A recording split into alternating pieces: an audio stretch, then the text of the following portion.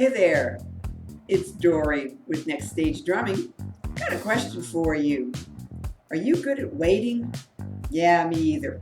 It's especially difficult for those of us who are a little bit hyper.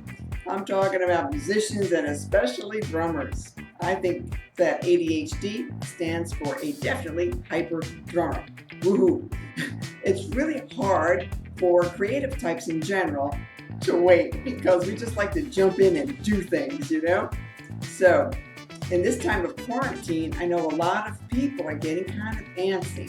I know that things are slowly opening up, but yet a lot of people are still a bit uncertain.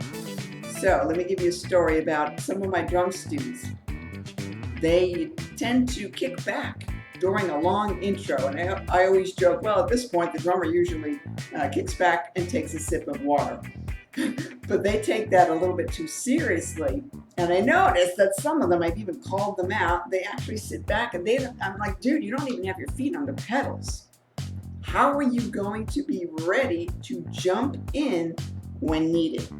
So if you've been putting things on the back burner and kind of delaying some of those projects, well, now's the time. If you haven't done it by now, now's the time to seriously start thinking about what can you put together.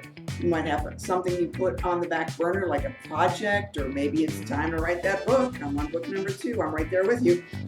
Or maybe it's time to just put a program together or just practice your drums. I know my husband always jokes, he's a sound guy. Yeah, he wants to know why musicians can't sit still. Why do they always have to noodle around when he's trying to do a sound check? Sometimes you don't have to be super busy and occupy every space, but you also don't want to kick back too much either. So my point is this, that you have to get ready, because you know what? After a long intro, something really big usually happens.